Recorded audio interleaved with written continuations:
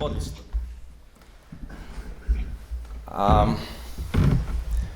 Прво со огромно извинување заради оваа ситуација.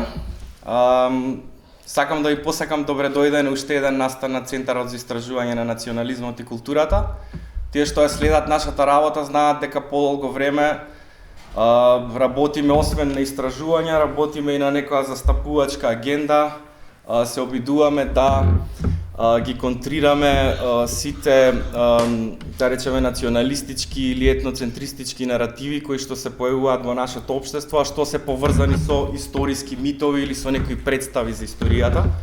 Тоа барем го работевме во последните неколку години во многу ситуации, заедно со фондацијата Хайнрих Бел, која исто така ни помогна и за спроведување на овој проект.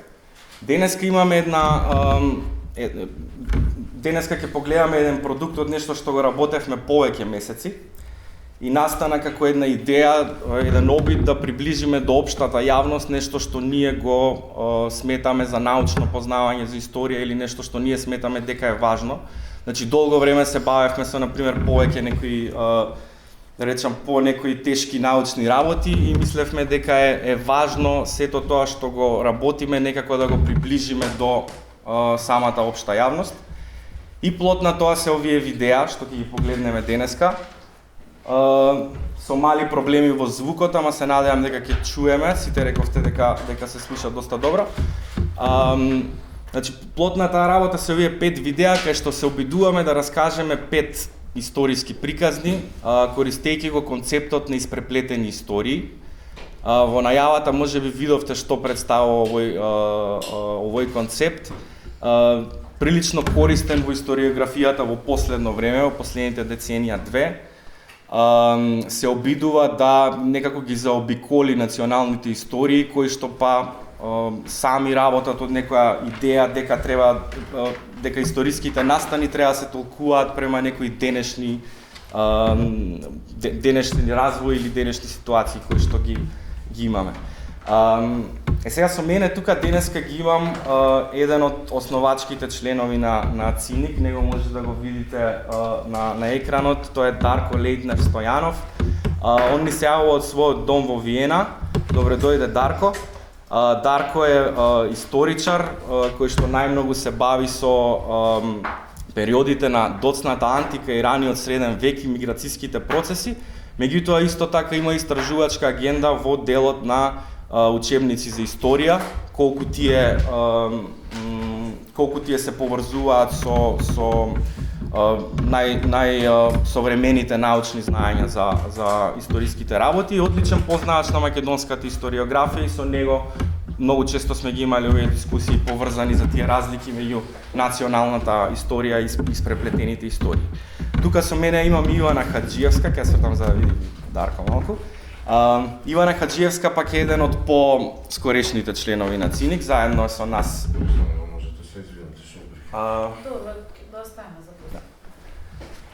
Заедно со нас веќе неколку години, низ неколку проекти. Ивана повеќе работи на политики на сеќавање, на женска историја и исто така одличен познавач на македонската историографија, има повеќе текстови и обраќања до јавноста со кое што зборува за некои проблеми што ги имаме со нашата национална историографија. Сега планот беше таков да малку разговараме, пак погледаме видео 2, па разговараме пак согласно темите што се обработуваат во видеата. Се надевам дека ќе ни успее и покрај звучнија проблеми. Сакавме да почнеме со едно општо прашање, односно јас сакав да почнам, ова што го зборував претходно да го афирмирам пак, дека живееме во едно општество или во држава каде интерпретацијата на историските настани е често ставена во служба на националните митови и на некои современи, да речам, политички потреби. И сега ова во нас ние многу сме го дискутирале во ЦИНИК и се согласуваме дека резултира со некои недоследни представи за минатото под еден и под два, што е многу важно за денешно време, со одредени пречки во соработката меѓу индивидуите, групите, народите, нациите, како сакате. Кажете ги, овие пречки произлегуваат затоа што перцепираме константни минати несогласувања. Сега ова е моje прашање до двајцата говорници, прво Дарко па Ивана. На кој начин сметате дека овој концепт што денеска го промовираме за испреплетени истории може да ни помогне за нашето разбирање на историските настани, што овој концепт некако нуди кога ќе се спореди со концептот на национални истории? Дарко, повеќе. Фала, Јован. Се надевам дека ме слушате добро. Поздрав до сите присутни, кои што не можам да ги видам. Морам прво да кажам, значи накратко, зборот за призмата на испреплетените истории, односно на различни јазици можеме да ги сретнеме како историја фразе, односно крстена историја, како shared history, односно заедничка историја, како entangled history или испреплетени истории во сега што го спомнавме, како трансфер-гешихте или историја на заедни релации, трансфери и така натаму. Во суштина се работи за еден концепт или една призма на гледање на нештото во минатото, за еден начин на следење на процесите кои што нема да се ограничи на државните или на етничките граници или само на националниот дискурс. Многу често во речеме во нашата опина и во нашата држава не пошироко, историјата се пишува е главно се смета за жал само како национална дисциплина. Значи секој се обидува да ја напише историјата на својата нација и на тој начин да маркира дел од територијата во регионот и на тој начин добиваме паралелни етницизирани, национализирани, односно национални истории, кои што се чини како да навидом немаат ништо заедничко или доколку имаат заедничко тогаш е како да има позаимувања, релации, врски, влијание, но секогаш помеѓу тоа јасно издиференцирани ентитета. Меѓутоа, нештата се многу посложени во минатото. Нациите не биле од секогаш тука. Нивниот развој не е толку јасен, кристално чист монолитен, како што може да го изгледа некому. И историските процеси се во суштина многу поиспреплетени и географски, и суштински, и низ историјата на ликовите, и низ историјата на настаните процесите. Така што, ако водиме сметка во истражувањето и за призмата или концептот на испреплетените истории, тогаш еве што може да помогне. Значи може да помогне прво да ни одголови многу појасно, пошироката слика на феноменот што го работиме. Второ, може да ги следи тие процеси, значи што ги истражуваме многу подалеку, многу подлабоко и многу подобро да открие целата мрежа што се разгранува во нивното екзистирање, бидејќи историските процеси не почнуваат, не завршуваат или до Дебар или до Делчево. Многу повеќе се таа мрежа е многу повеќе раширана и на Балканот и подалеку. Така да мислам дека може од тоа да ни помогне, да ни долови една многу појасна, многу покомплетна слика на разбирање на историските процеси.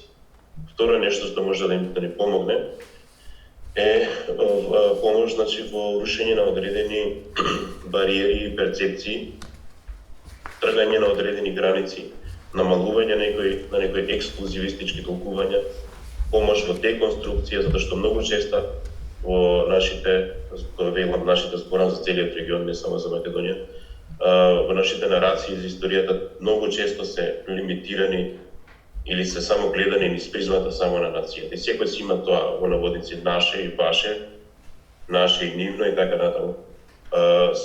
Со призмата на споделените истории, на испреплетените истории се гледа колку тие бариери се всушност ранливи или непостоечки во многу случаи. Така да мислам дека тоа е накратко главната помош, со тоа што ги руши тие бариери, де факто помага во демитологизирање на националните истории. Благодарам, Дарко. Во текот на настанов ќе погледаме таков обид за рушење на бариерите кога станува збор за историска интерпретација. Ивана, како историчарка, истото прашање за тебе. Како гледаш местото на овој концепт на испреплетени истории во историското истражување? Па најпрво, Јован, јас ти се заблагодарувам за оведните зборови. Ете, ми е мило што некако 4-та година поред сум дел од истражувањата на ЦИНИК, кои се навистина носат со себе еден многу голем епистемолошки потенцијал. И конкретно за оваа тема, тој потенцијал се движи најмногу кон правецот на давање на една интерпретативна визија на историографијата, на националните историографии, што е од суштинско значење, би рекла, како потврда на нели едно дополнување во правецот на она што го кажа Дарко. Сега за мене како историчарка некако ми е многу битно било кога ќе се зборува за овие теми поврзани со националната историографија и националните наративи, ми е многу битно во самиот старт на дискусијата некако да се фокусираме на барем некако да ги спомениме тие две многу важни функции на историјата. Од една страна, едната функција на историјата е нели она академската, низ која минатото се проучува, се објаснува и така натаму. И тој дел е прилично јасен, би рекле. Но другата функција на историјата мене ми е многу покомплексна и многу поинтересна, впрочем, обштествено и политички гледано, бидејќи втората функција на историјата е јавната функција или нејзината утилитарна функција, која и тоа како постои и мора тоа да се освестува. А што значи таа утилитарна функција? Таа е поврзана со начинот на кој односот кон минатото се користи за да се легитимизира, да се даде легитимитет на политичките постапки во сегашност од страна на елитите, од страна на групите кои се во функција на моќта.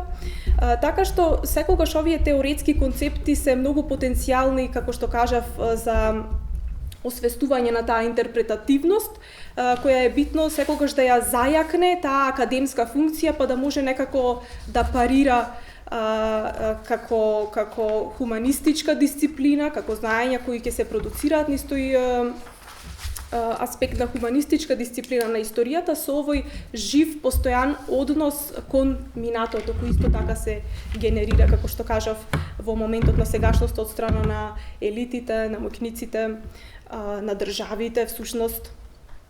Така што тие две функции ни се нас многу битни секогаш да ни бидат освестени. И сега во овој воведен дел би сакала да се осврнам уште на една интересна тема поврзана конкретно со македонската историографија и со тие дебати поврзани токму со користењето на слични теоретски концепти, теоретски влијанија во нашиот историографски дискурс.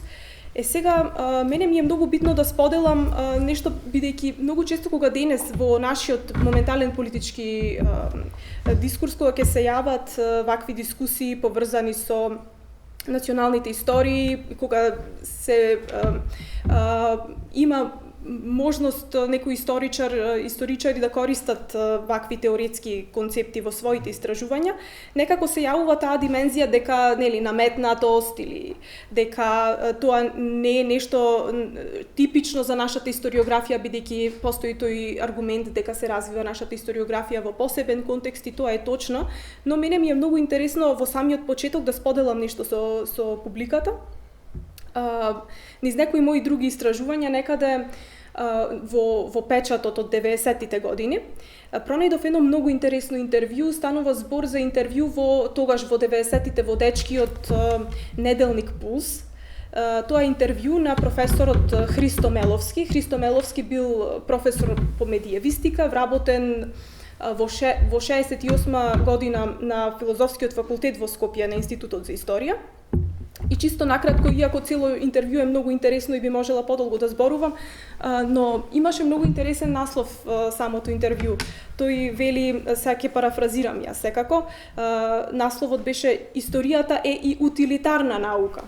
И всушност интересно е дека тоа е првото интервју кое јас барем сум го сретнала, каде што наш историчар го застапува тоа освестување на таа утилитарна јавна функција на историјата, бидејќи претходно имаме еден дискурс дека историјата како знаење потекнува сама од себе, се создава во некои идеални услови, додека пак Христо Меловски многу интересно вели дека историчарите и самите се продукт на историјата, значи историјата не се одвива во некој во идеален вакуум простор, туку и самите продукцијата на знаења е продукт на конекциите на моќ во академијата и така натаму и така натаму. И на тој начин всушност ова е една прва подиректна критика критичка дискусија во сферата на историографијата и користењето на теоретски концепти кај нас, во Македонската академија. И уште еден сегмент кој за ова интервју беше доста интересно е што Христо Меловски, инаку тој докторирал во Германија, и веројатно ги наведува сите негови теоретски влијанија кои тој ги користи во своите истражувања на историјата, и тој вели дека нашите историчари ќе мора самите да се залагаат за користење на разни теоретски и методолошки концепти, и на тој начин всушност да ја вратат, вели тој, виталноста на нашата национална историја. И тоа се случува во 1993 година. Значи, денеска ние го презентираме овој многу интересен труд на Циник, но морам да кажам и да појаснам дека овие дискусии се многу и постари. Но денес, како што доаѓа новите политички моменти, каде што имаме и повторно и поплава од минатото, поплава од историја на некој начин, и каде што се намалува критичноста, па дури и во академската сфера, ни се многу битни за да го подобро да го сватиме сопственото минато, но и на некој начин ни нудат една можност и потрезвено да се соочуваме со сопствените содржини од минатото низ овие теоретски концепти. Благодарам. Може да оживееме таа дебата од 90-ти, веројатно закопана до сега длабоко. Јас колку што следам, не гледам баш дека во наша историска наука има преголема некоја прежолчна дискусија околу каков концепт да се користи, туку ми се чини дека истражувачите баш по некој рефлекс работат како што се работело прилично од секогаш. Ама е ова претпоставка, вие секако знаете подобро, бидејќи сте инволвирани во таа сфера. И дојде ред да погледнеме нешто од тие видеа што цело време ги зборуваме. Значи, ќе погледаме низ 3 блока како изгледаат тие испреплетени истории на дело, и прво ќе почнеме со една, да речам, најод контроверзните причини што ги имаме. Сите во школа сме учеле за националните будења и често тоа се представува како една едноставна траекторија од точка А кон точка Б, кое што нацијата оди и се уште оди, да речеме, некоја приказна без крај. Сега ние овде сакаме да прокажеме две комплексни приказни, извинете. Едното е за добро познатиот Григор Прличев, а другото е за една поконтроверзна историска личност Тодор Паница. Сега ќе пробам дали овој звучник ќе работи во оваа ситуација. Значи, ќе ги гледаме двете видеа едно по друго и понатака ќе продолжиме со разговорот. Имаме околу 10 минути видео, се надевам дека ќе работи конечно. Не.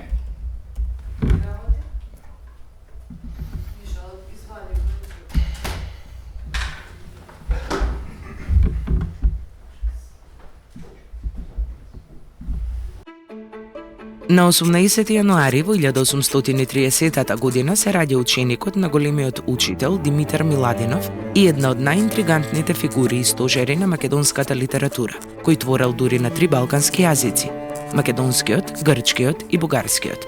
Автор е на една од највозбудливите поеми од тој период – О Арматолос, кај нас позната како Сердарот.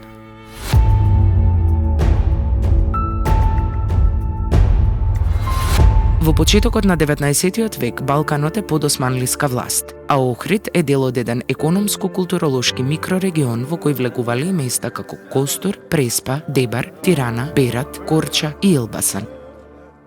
Учителството во тоа време во голема мера било номадска дејност, па учителите и учителките подучувале низ целиот Балкан, главно на јужнословенските говори, а понекогаш и на турски или грчки. Прличев бил роден во сиромашна фамилија како најмладо од 4 деца, но набргу по неговото раѓање мајка му останала вдовица и затоа дел од грижата за децата презема и дедо му. Во тоа време во Охрид главни образовни места биле цркви, а црковната мрежа во голем дел од османлискиот Балкан била водена од грчката црква. Дедо му бил свесен за ова и кога на 4 годишна возраст кај Григор ќе го препознае афинитетот за учење, му подарува буквар на грчки јазик. Совладувајќи го грчкиот јазик, Прличев се среќава со епските дела на Хомер, кои оттогаш ќе останат врежани во неговото срце и во духот на романтизмот, тој ќе почне да мечтае за античките херои, богови и писатели. Прличев имал разни учители, но најголемо влијание во неговиот живот извршил Димитар Миладинов, кој при својата учителска дејност во Охрид бил сместен токму во куќата на Прличеви. За време на престојот, Григор ќе ги усоврши грчкиот јазик и граматиката и ќе биде подготвен за својата следна етапа во животот.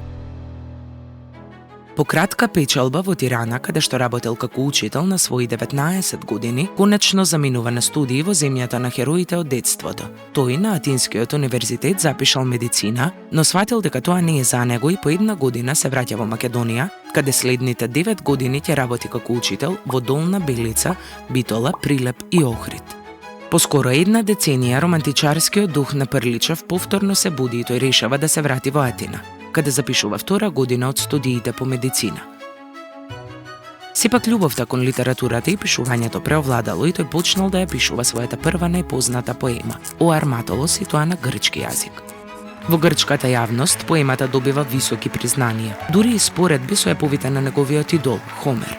Но овој успех носи и голема горчина. Кога атинските интелектуалци и писатели ќе откријат кој автор стои позади псевдонимот и ќе сватат дека таа исклучителна поема напишана на совршен грчки не е дело на грк, тие ќе почнат да го саботираат и деградираат Прличев како автор.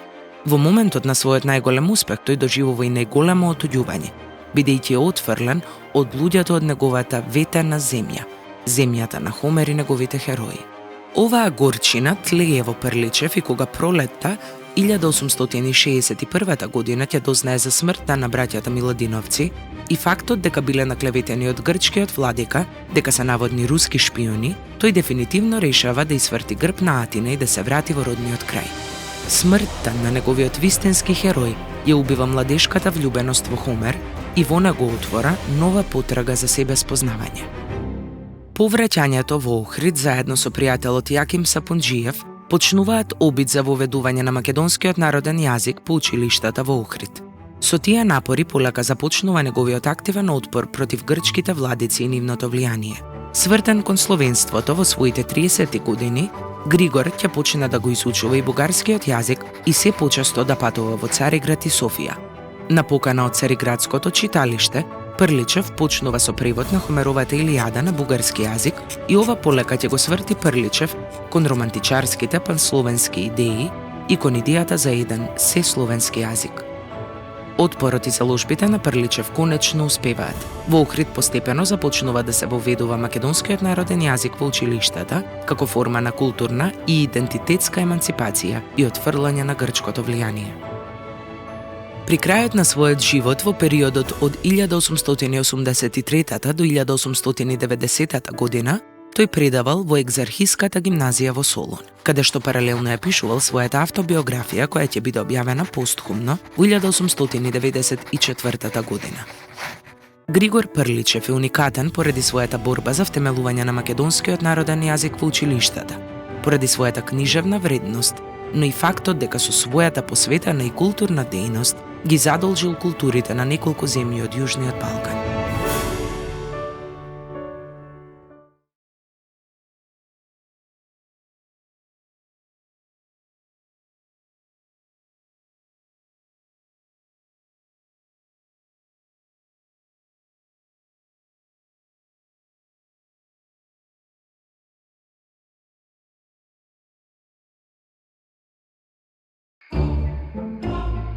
Ноќта на 8 мај 1925 година во Виенскиот Бург театар за време на представа е убиен 46 годишниот Димитрий Арнаутовиќ, со пасош на кралството на србите, хрватите и словенците, бугарско етничко потекло и живот посветен на слободата на Македонија. Неговото вистинско име е Тодор Паница.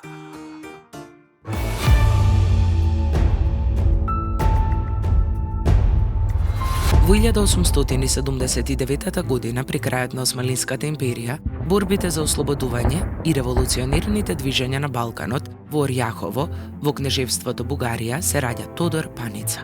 Уште додека учел во гимназијата, другар му Михаил Даев го запознал со идеите на револуционерното движење. По завршување на гимназијата, тој се пријавил во бугарската војска, но во 1902 година дезертира, за да пристапи кон ВМРО, каде што се вклучува во четата на Никола Пушкаров. Паница со четата на Пушкаров во подготовките за Илинденското востание пренесува голема количина оружје од Бугарија, а за време на востанието учествуваат во диверзантски акции и борби во реонот меѓу Скопје и Велес. Следната година Паница заминува за Егејска Македонија во Драма, каде станува заменик на четата на неговиот другар и соученик од гимназијата, војводата Михаил Даев. Есента 1907 година почнува и расцепот меѓу двете главни крила на ВМРО. Се формираат реформско, тоест лево крило, на кое се приклониле Сандански и Пере Тошев, кое се залага за независна македонска држава, и конзервативно, тоест десно крило, на кое се приклониле Гарванов, Матов и Борис Сарафов, кое се залага за автономија на Македонија во рамки на кнежевството Бугарија. По овој расцеп на организацијата, Сандански му дал писмена наредба на Даев да ликвидира дел од членството на десното крило. Меѓутоа Даев, разочаран од таа наредба, му го дава писмото на својот заменик и другар Тодор Паница, за да го однесе во Софија. Но Паница, кој тајно бил наклонет кон левото крило, му го предал писмото на Сандански, кој откако го открилова, го нарачил убиството на другар му Даев. Еден месец подоцна истата 1907 година, по наредба на Сандански, Тодор Паница ги убива Борис Сарафов и Иван Гарванов во Софија. Во наредните 2 години Паница ќе се врати во Македонија и ќе се приклучи на новоформираната Народна федеративна партија, а потоа накратко ќе учествува и во војниот поход на младотурците кон Истанбул.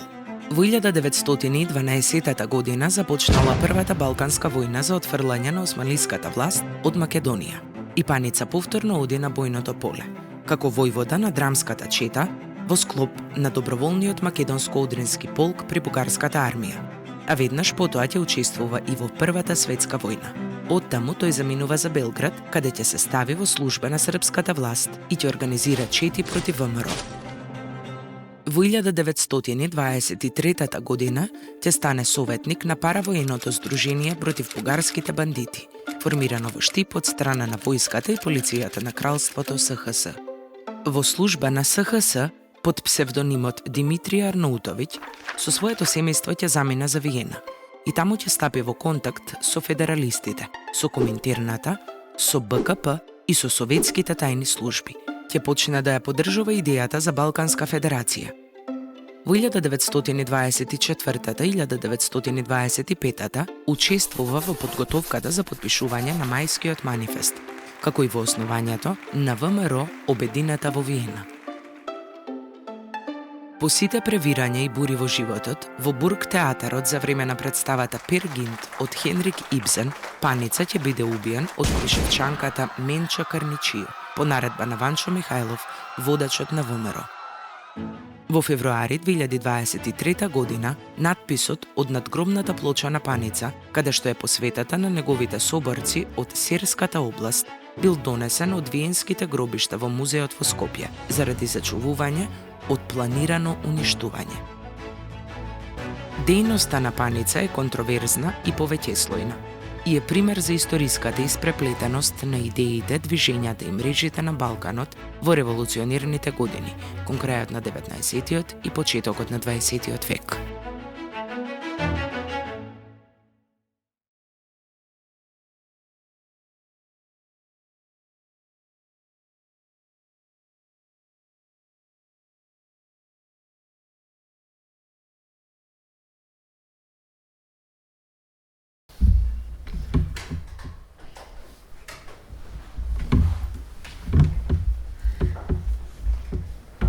Да не е стишен тој звучник само. Да не е стишен звучникот.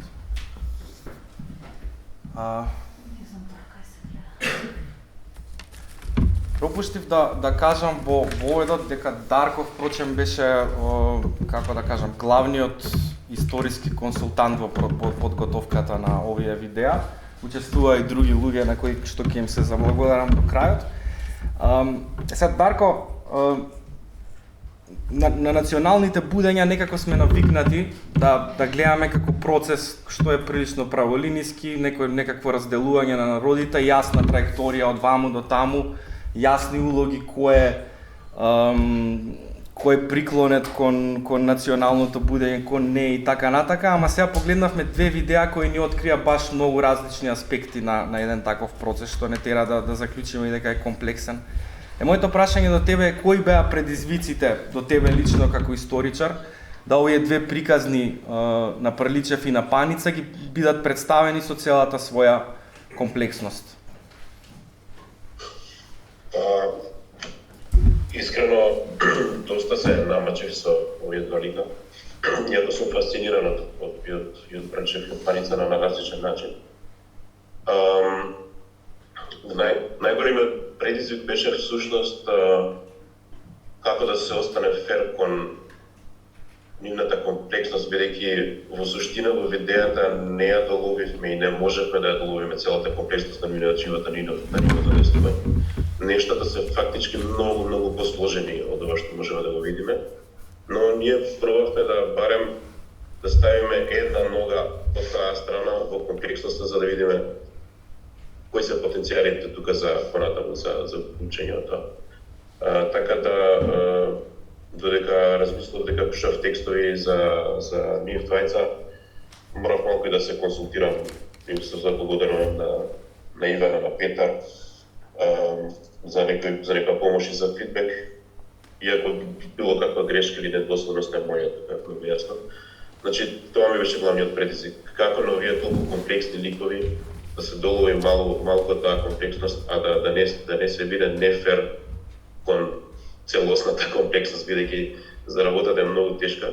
Например, особено си знамачив, ми беше предизвик прашањето за оној момент каде што се зборува за лево и десно крило на ВМРО, например, кој зашто се залагали сето тоа. Работите се многу повеќе сложени, меѓутоа преку овој медиум на изразување, преку волку кратки анимирани видеа, едноставно човек влегува во таа задача, во тој предизвик да се обиде нештата да ги упрости истовремено технички, но и да ги сепак да задржи комплексност. Значи таа игра, тој баланс, тоа одење на жица, тоа ми беше најтешкото нешто.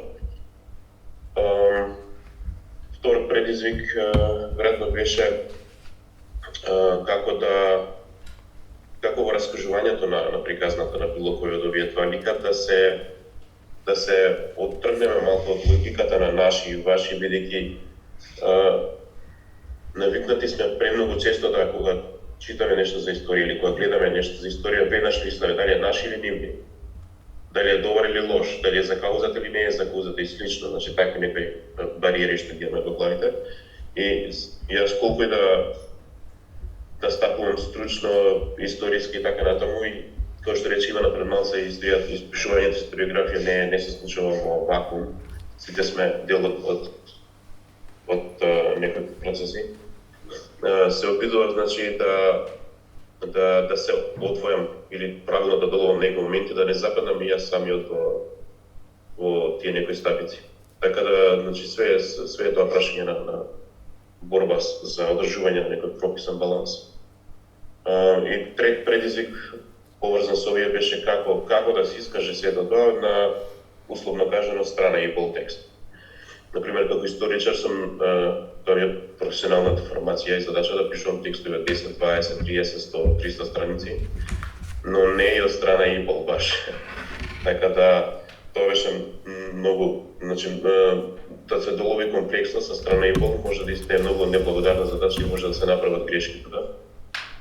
Тука морам да се заблагодарам на Јане Спасич, режисерот, и на неговите колеги, кои што беа во постојан контакт со мене, односно со нас. И во тие диалози, дебати, како нештата да се представуваат помеѓу историографијата и помеѓу анимациите и филмската уметност, тие разговори многу ми помогнаа да се обидам да понудам текст што ќе има некоја смисла за пошироката публика. Добре, благодарам, Дарко. Така да. Ивана, за тебе како познавач на контекстот и на начинот на кој што оперира, да кажам, нашата национална историографија, Дали гледаш предизвици за, например, за согледување на новија настани од крај на 19 почеток на 20 век, низ целата своја комплексност? Мислам дека и се согласивме со Дарко дека имаме некоја тенденција на упростување секогаш во рамки на националната кауза. Што ни недостига за да почнеме во општество да гледаме историјата низ цела оваа комплексна призма? Па јас би сакала да се зафатам со предизвиците, можеби не толку позитивистички, содржински за видеата кои ги погледнавме, туку многу повеќе за институционалниот начин на продукција на историските знаења. И секогаш сметам дека кога зборуваме за моменталните предизвици, може да ни се чинат недофатливи или како прв пат да се случуваат таков вид на предизвици во областа на историографијата, но јас сметам дека секогаш е добро во таков случај да се направи еден краток преглед на како сме дошле ние до тие предизвици денес. Особено во поглед на создавањето и односот кон националните наративи. И повторно имаме една многу интересна диагноза, една многу интересна слика која може да се следи од таму некаде 1948, кога веќе започнуваат и раните 50 и секако кога веќе се воспоставени, работат нашите национални институции, кои факултети, центри за истражување и така натаму од областа на историјата. И многу е важно да се појасне дека всушност со создавањето на државата, на македонската држава која била социјалистичка држава, главниот амалгам на националната историја многу поинаку изгледал отколку денес. Тој бил главно фокусиран врз наративите поврзани со класната борба, со работничкото движење и всушност прогресијата на решавањето на македонското национално прашање секогаш е всушност низ таа хегелијанска, марксистичка прогресија на напредокот на работничкото движење до револуцијата и така натаму. И тоа е всушност една многу главна теоретска нишка која преовладува низ македонската национална историја во таа прва фаза на историчари, првата генерација која создава продукција на историографски дела е токму антифашизмот, работничкото движење, како што кажав, класната борба. И се останато се прегледува токму низ таа призма.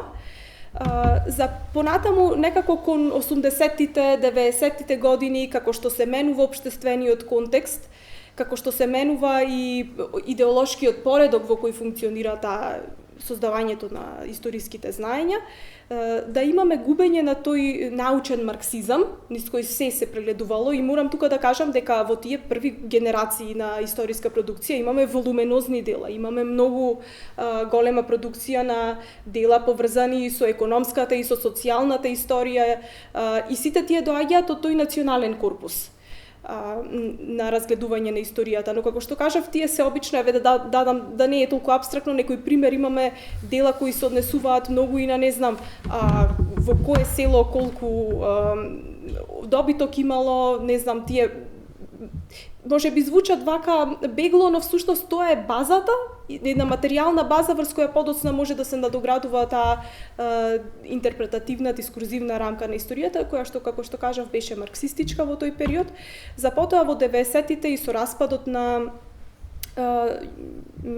Југославија со независноста на државата и така натаму, да дојдеме до една нова слика, која што беше создавање на, повторно се клучни тие класни прашања, но тие се без класната борба.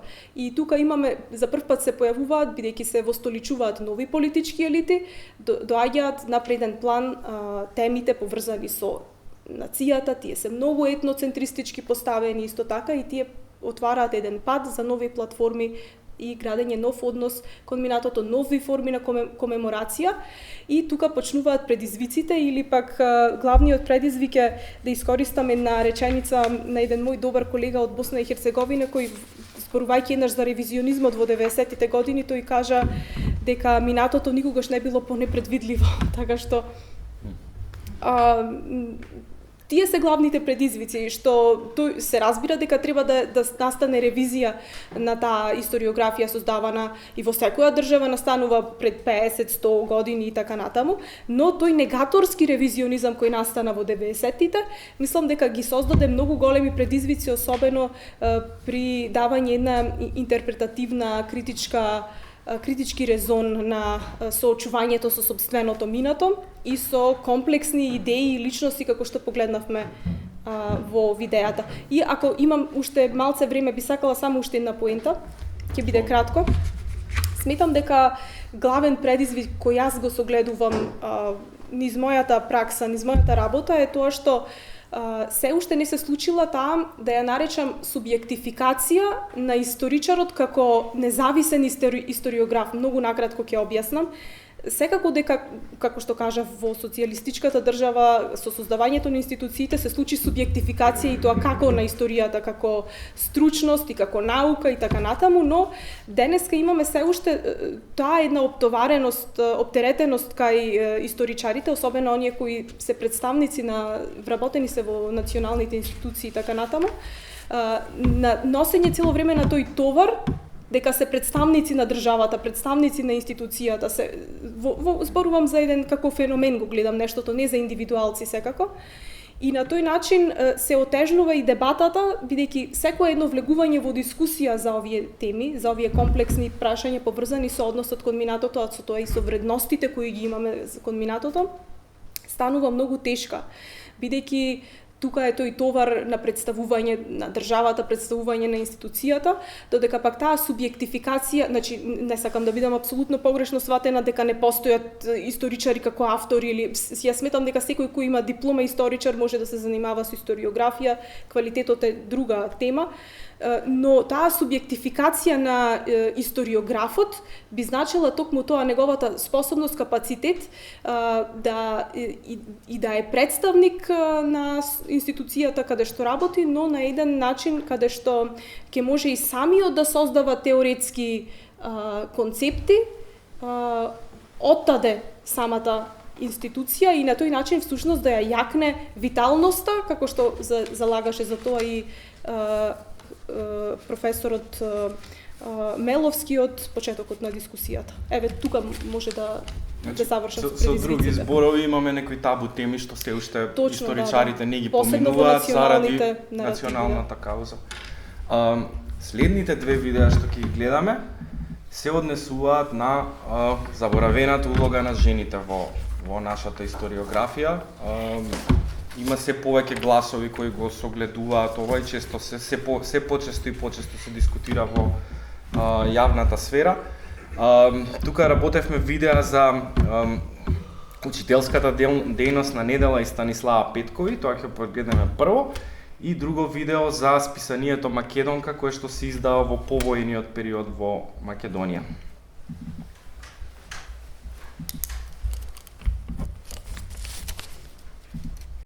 Ова е приказна за две силни жени, кај народот познати како учителките кои го сушиле знамето за разловечкото востание. Но нивната книга Спомени открива една многу подлабока приказна за еманципацијата и интелектуалниот подвиг на жените на Балканот во 19 век.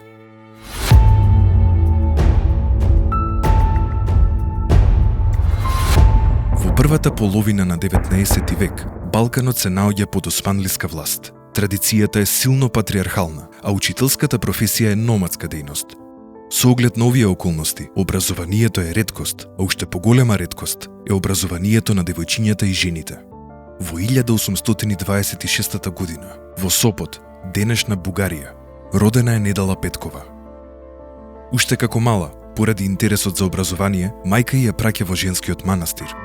По 3 години во манастирот, тетка сакала да ја закалуѓери, но младата Недела имала други идеи за својот живот и се вратила дома.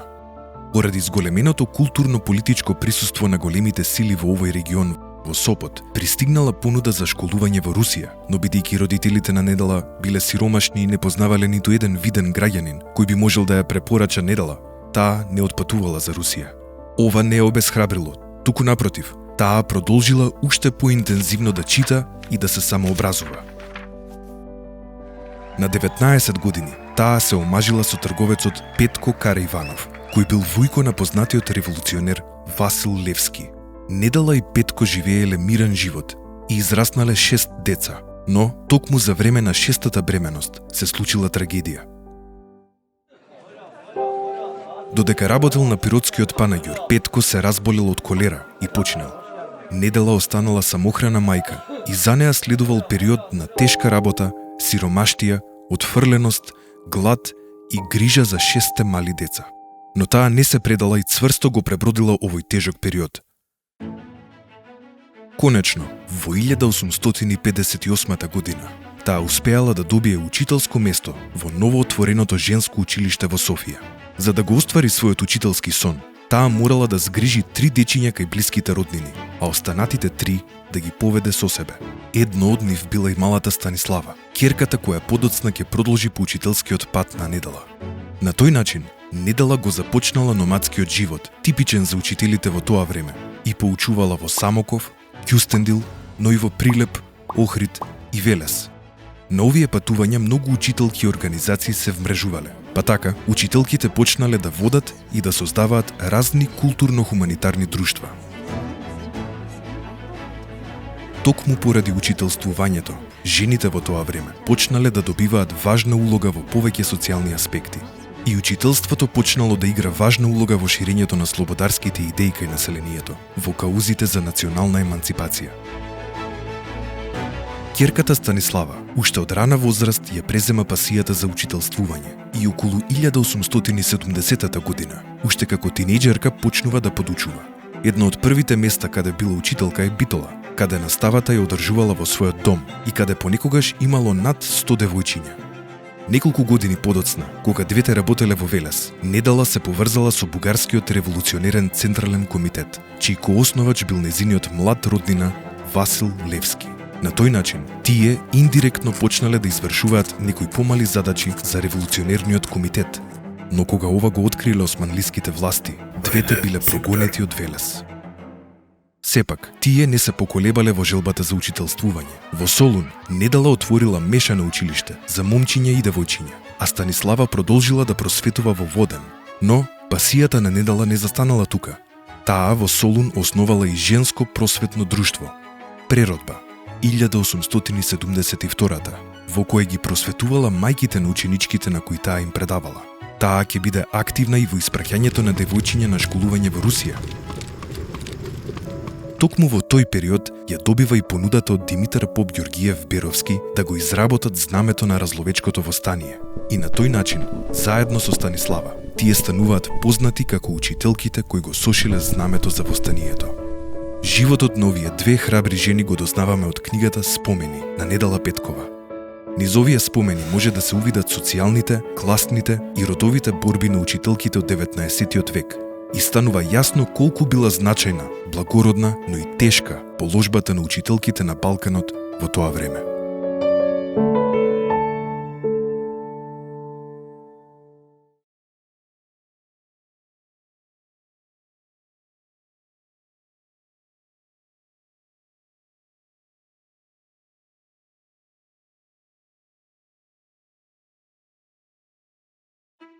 Списанието Македонка било орган на антифашистичкиот фронт на жените во Македонија, АФЖ, и излегувало во периодот од ноември 1944 до јануари 1952 година. Неговиот фокус бил родовата, политичката, културно-просветната, социјалната и здравствената еманципација на жените во Македонија. Списанието е пример за преплетување на жените од разни етно-религиски заедници во Македонија, но и на жените и женските движења од поранешна Југославија. Печатењето на првиот број на Македонка се одвивало макотрпно во неколку фази од октомври до ноември 1944 година, бидејќи печатарската опрема и материјал се движеле заедно со партизанските единици на главниот штаб. Печатењето почнало во Горно Врановци, Велешко, па преку Прилеп стигнало до Битола, каде што на 7 ноември 1944 година бил објавен првиот број на списанието. Бројот имал 24 страници и тираж од 1000 примероци, а потоа списанието почнало да излегува еднаш месечно. Уредничка на првиот број била истакнатата партизанка активистка и политичарка, Веселинка Малинска. Таа останала уредничка се до есента 1947 година. Потоа, во развојот на списанието како главни уреднички се јавуваат и Вера Николова, Благојка Демниева и Лилјана Манева Савелич. Во првите неколку месеци од излегувањето, се до крајот на војната во мај 1945, Македонка апелира и ги мобилизира жените во Македонија за давање придонес кон ЈНА и кон целосното ослободување на Југославија. По директиви на Комунистичката партија на Југославија и на Македонија, во Македонка се пишува за родовите прашања и процеси, главно поврзани со еманципацијата на жените во општеството од сите етно-религиски заедници. Во неколку броеви на Македонка во текот на 1946 година се објавени и текстови на турски и албански јазик, со цел дополнително да допрат и да ги вклучат жените од тие заедници. На страна од тоа, списанието ја истакнувало улогата на жените во изградбата на државата и нејзиниот општествен, политички и економски поредок. Македонка и сродните списанија на АФЖ во другите републики на Југославија неретко реферирале едни кон други, а освен тоа, текстови од авторки, активистки и функционерки од другите републики повремено се објавувале во Македонка. Во декември 1952 година излегува последниот 83-ти број на Македонка, а есента 1953 година антифашистичкиот фронт на жените на Југославија е укинат и претворен во Сојуз на женските друштва. Истата година, доскорешната Македонка се преименува во Просветена жена, пошто постепено го губи силниот еманципаторски потенцијал и повикот за акција. По 1990-тите дошло и до ретроградни процеси во однос на еманципацијата на жените и со гледбите на државните елити кон положбата на жените воопшто. Политиките на сеќавање во голема мерка заборавиле на родовиот аспект, односно на историјата на жените во Македонија. Во 2022 година се спроведува истражување, дигитализација и промоција на списанието Македонка од страна на Центарот за истражување на национализмот и културата.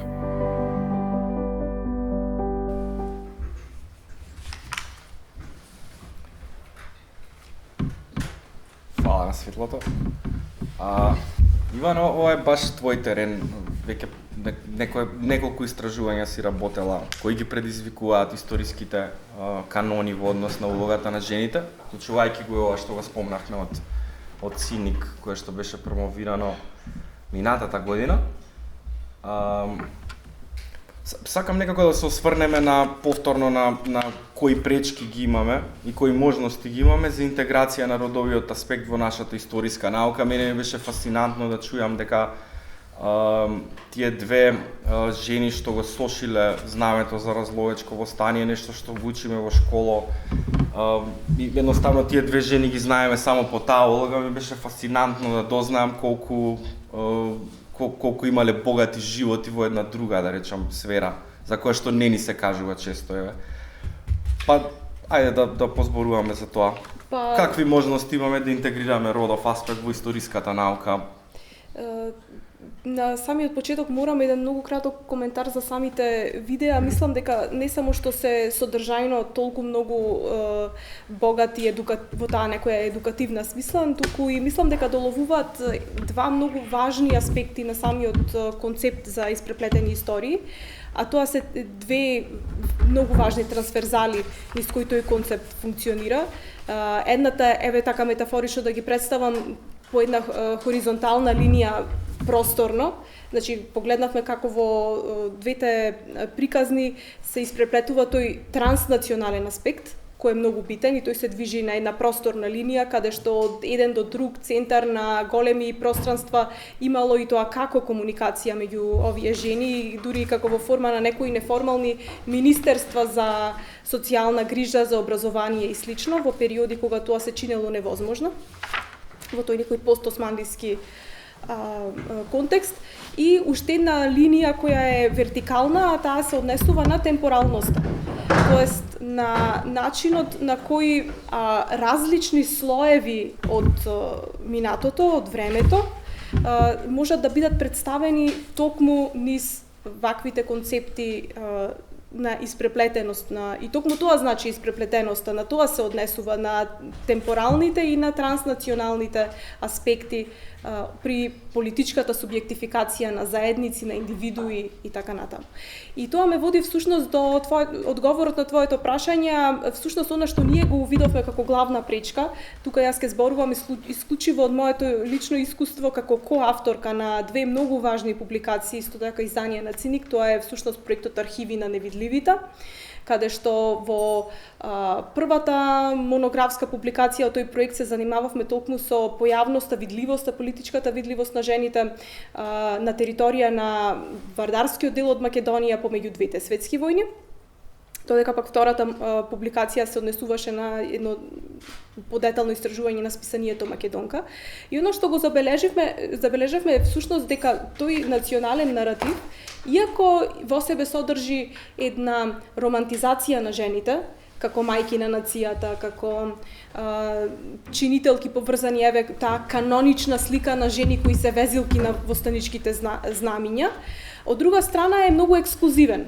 Ексклузивен е за да ја опфати таа нивна субјектификација политичка како дел од јавноста.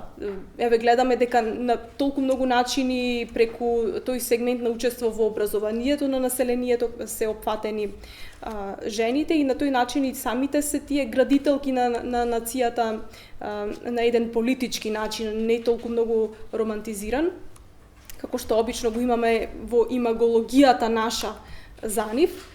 И уште едно прашање околу оваа ексклузивност која ми е многу важно да го доловам е всушност околу списанието Македонка, и со тоа и ќе заклучам. Истражувајќи го списанието Македонка, ние всушност откривме дека може тоа истражување да оди на три главни темпорални линии. Прво и основно ни разоткрива многу детали за создавањето на националната и на државната историја, бидејќи тоа се револуционерните воени времиња и учеството на жените во создавањето на државните институции и така натаму по војната. Вториот временски темпорален слој кој го обработува, кој може да се истражи темелно низ ова списание е всушност историјата на женското движење кај нас, во конкретно на оваа територија. И третата темпорална линија која следи списанието Македонка е всушност историјата, животот на самата публикација.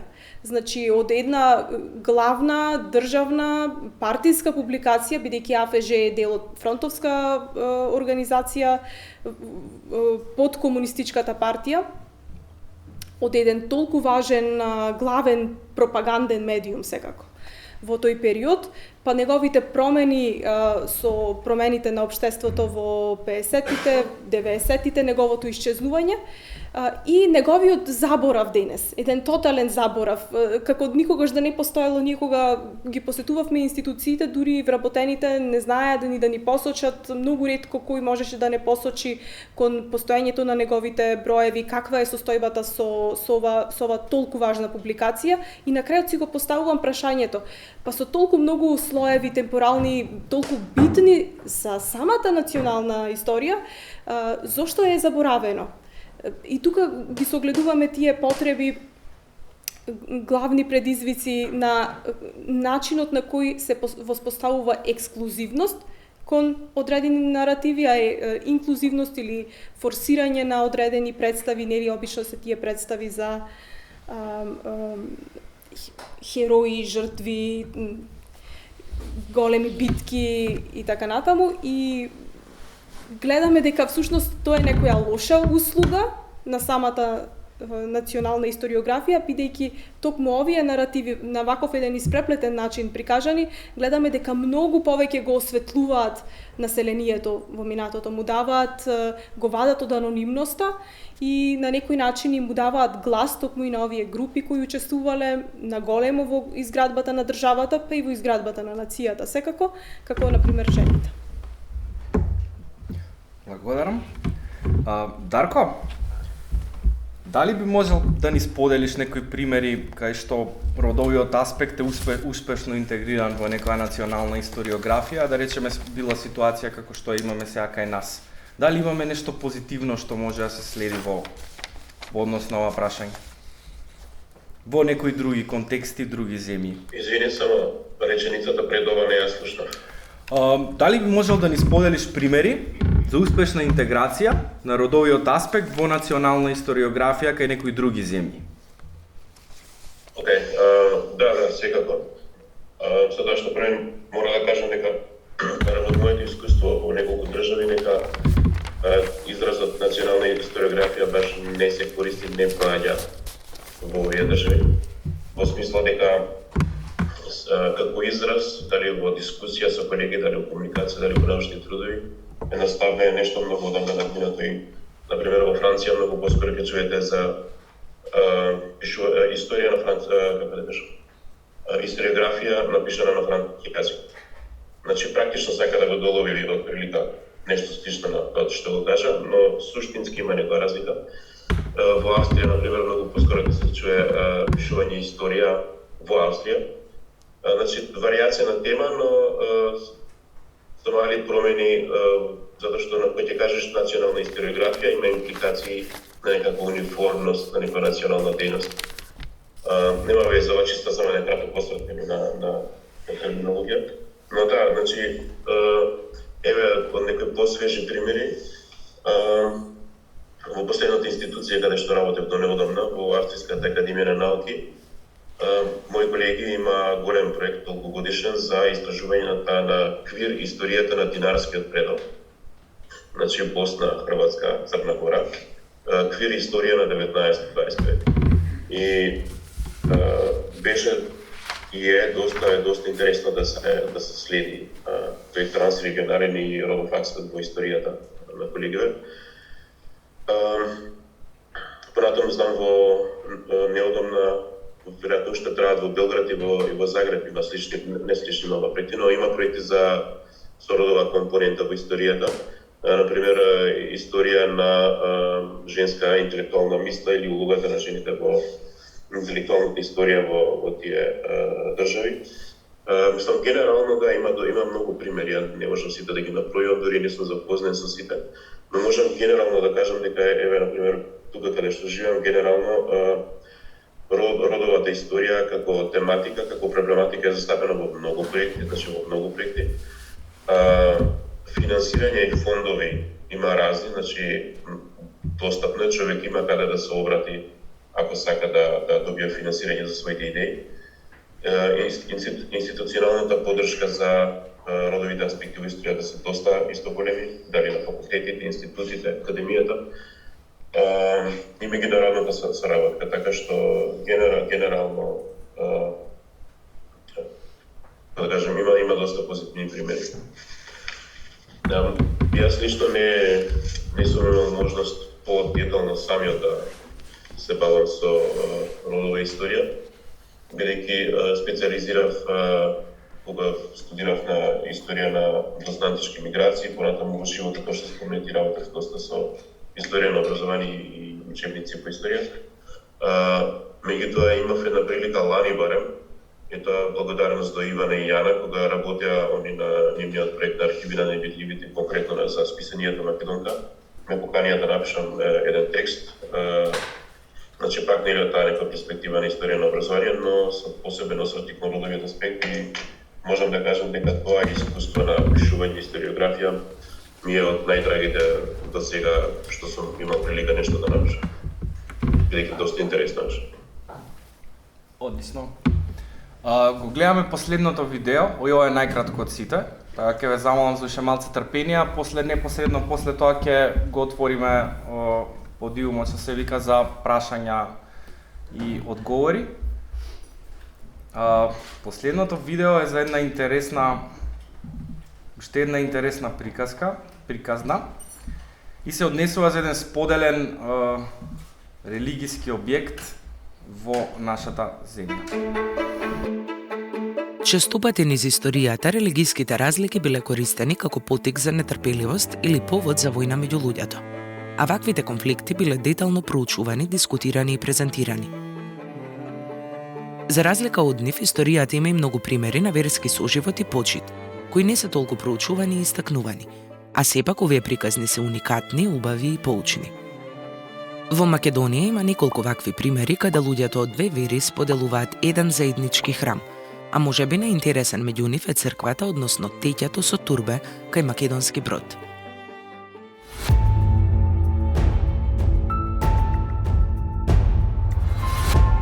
Во науката не е целосно докажано дали светилиштето првобитно било црква или теќа. Според христијаните, на тоа место во средниот век постоела црква Свети Никола.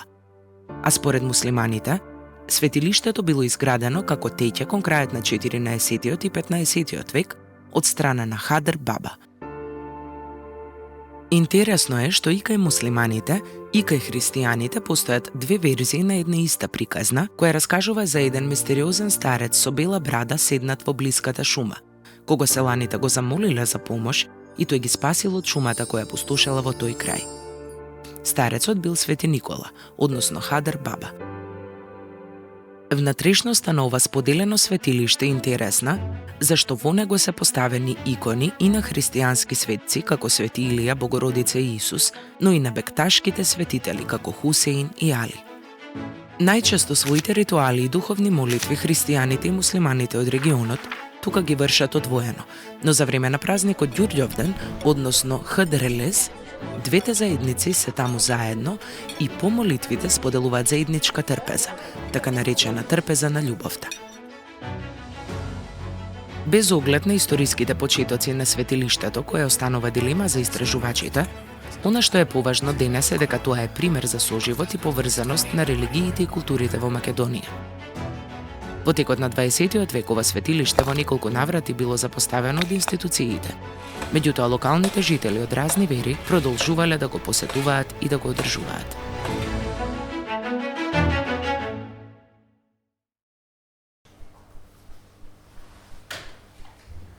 Борет, и ова е последното видео. Мене лично ми беше, го согледавка успешно да представи еден процес на соработка на две групи во секојдневниот живот, две групи што често ги гледаме исто како спротиставени, нели, во многу ситуации. И како такво некако мислам дека видеото е баш важно и за денешни баш општествени и политички настани. И сега тоа што мене ме буни е зошто немаме повеќе вакви приказни во јавната сфера. И ова е прашање некако две прашања до двајцата, па видете како е најубаво да ги одговориме. Прво ме интересира дали имаме други слични историски приказни кои може да се искористат како пример на соработка меѓу групи, дали знаете нешто за тоа. А второ ме интересира зошто вакви слични приказни не ги имаме во јавната сфера. Наспроти, имаме многу повеќе приказни кои опишуваат некаков конфликт. Сега за ова како сакаш Ивана прво? Како било? Дарко, повелете, кој било? Па еве, во ред. Па мислам дека, не, морам прво да кажам дека навистина ова ми беше некако најинспиративно видео. И јасно е зашто е тоа така, бидејќи еве повторно тој зборува за еден однос кон минатото кој што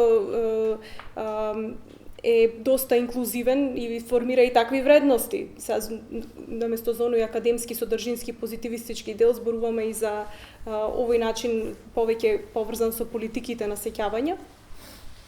И оттаму и произведува такви сентименти самата содржина.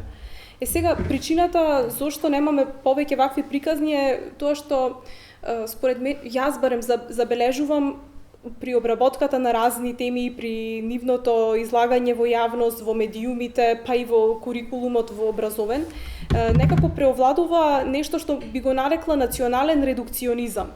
Еве и да го опишеме ова низ некој конкретен пример, кога се појавува некој многу битен настан од минатото или личности од минатото кои се многу битни за заедницата, а некако се одликуваат и со некоја, еве да кажам, меѓународна слава.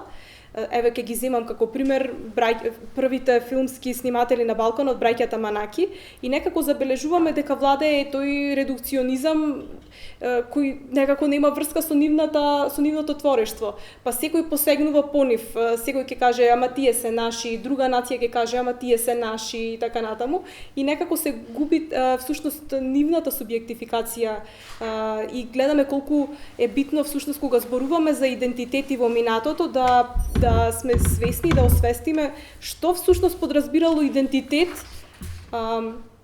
во контекстот за личностите за кои што се зборува. И тој национален редукционизам апсолутно ги намалува тие универзални вредности на овие локални приказни.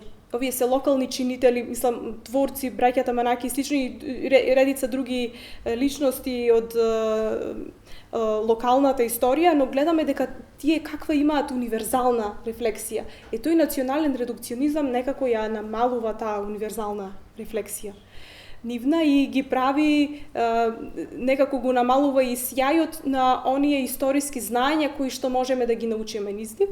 И сега не знам ако е потребно да споделам една приказна, едноставно можам само да ги заинтригирам слушателите па понатаму да истражат. На еден друг истражувачки многу интересен, многу важен проект, тоа беше создавањето на еден феминистичко-историски водич со наслов 25 женски приказни, во соработка со организацијата ТИТ-ИНК од Скопје. Таму всушност секоја една од тие 25 женски приказни представува такво едно водење низ минатото и низ просторот, каде што различни групи, главно низ таа родова димензија, гледаме како соработувале во некои многу тешки контексти, каде што соработки биле можеби невозможни. Јас тука би ја загатнала само приказната, една од тие 25 приказни. Тоа е приказната за соработката и едно прекрасно пријателство кое се развило помеѓу Аница Савич-Ребац, интелектуалка која во периодот на кралството Југославија живеела и творела во Скопје, го развивала интелектуалниот живот на жените во Скопје како една од ретките жени професорки на античка филологија на филозофскиот факултет во Скопје, и таа ни својата соработка, преписка, антифашистичка преписка всушност во тие тешки времиња за жените кои што биле авангардни, со новинарката и авантуристка, би рекла Ребека Вест, толку многу развиваат едно пријателство епистоларно, што се претвора во вистинско пријателство, кога Ребека Вест ќе дојде, дури ќе го научи локалниот јазик, за да можат заедно да одат и да го посетат едно многу, повторно свето место, би рекла Говедар камен, каде што го проучуваат обичајот за поврзан повторно со тие родови карактеристики поврзани со плодноста, со жените, со етнографијата, всушност и создаваат, тие двете создаваат нешто што денес во науката се нарекува историска антропологија, и гледаме какви фасцинантни приказни всушност доаѓале токму од тие транснационални поврзување помеѓу различни групи, токму низ идеите. Сосема се согласувам дека многу се губи во таа редукција, се губат интересни наоди, приказни и ситуации, нешто што и може и да ни инспирира и за денешните времења. Дарко, сакаш нешто да дополниш на оваа тема? Само накратко. Зашто немаме почесто вакви приказни, не знам, да шпекулирам, но можеби таквите приказни се сеќаваме на нив само кога ќе преживееме некаков конфликт, некоја војна, па подоцна во помирување се сеќаваме ги тоа. Вакви примери всушност на соживот има многу и споделена историја.